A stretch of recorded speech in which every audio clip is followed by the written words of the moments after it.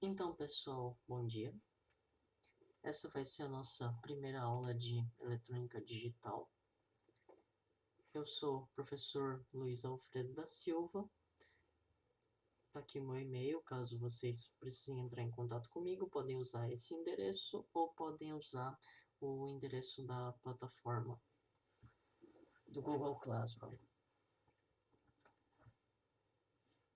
Na aula de hoje, nós vamos ter uma introdução básica, onde nós vamos aprender o que veremos em eletrônica digital e o que é exatamente a eletrônica digital de uma forma bastante simplificada. O que é sinal digital, o que é sinal analógico. Então, vamos conhecer esses dois conceitos. Primeiro, o sinal analógico é um sinal que é representado de forma contínua, é um sinal que tem infinitas possibilidades de variação, infinitos valores intermediários entre o seu mínimo e o seu máximo. E aqui eu vou dar um exemplo ilustrado, que é uma forma de onda que varia com o passar do tempo. Aqui nós temos o eixo do tempo.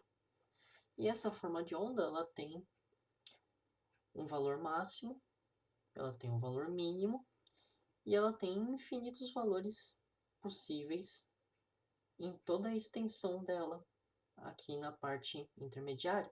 Então, se eu olhar mais perto, eu posso encontrar aqui, não tem valor numerado na escala, mas se fosse, por exemplo, de -1 até 1, aqui eu posso ter um 09899, 0807, 06, 0554, 0 e assim por diante.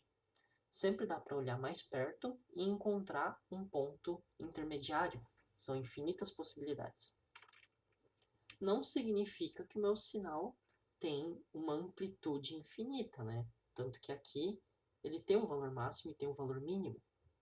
Mas sim que as possibilidades intermediárias são infinitas, sempre dá para olhar mais perto. Já um sinal digital, ele não é contínuo e sim discreto. Ele funciona de forma onde você tem um número limitado de possibilidades, onde as suas possibilidades são, por exemplo, apenas números inteiros. Entre o número 0 e o número 1, dá para colocar um número inteiro no meio deles? Não dá, porque para colocar um número no meio deles teria que ser 0,5, não é um inteiro. Apenas verdadeiro versus falso, baixo versus alto, e assim por diante.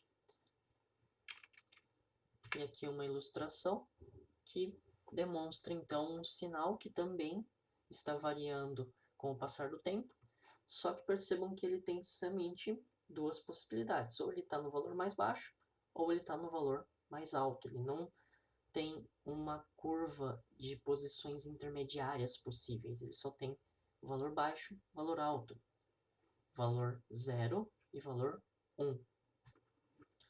Detalhe interessante é que, quando eu dei esse exemplo falando números inteiros, é comum se considerar apenas 0 e 1, apenas os números, esses dois, que corresponde também às outras possibilidades, verdadeiro e falso, baixo e alto. Só que um sistema digital onde a gente só tem 0 e 1, como o da ilustração, é chamado de digital binário.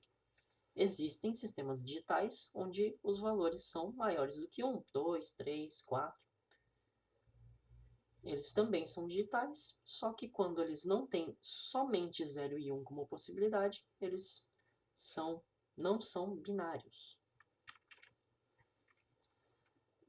Agora, nós vamos ter dois exemplos de aplicação de sinais analógicos e sinais digitais.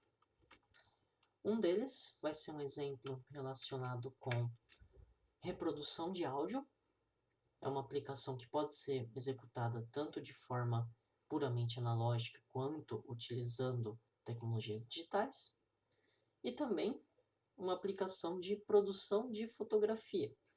Essas duas então vão ser para vocês terem uma ideia mais prática de o que é digital, o que diferencia algo digital de algo analógico na prática, visto que o que a gente viu antes são o que diferencia do ponto de vista do sinal gerado, mas no que isso interfere no nosso dia a dia, então. Aí, no nosso vídeo seguinte, daqui a pouco, eu vou entrar em detalhes então sobre este exemplo aqui da reprodução de áudio.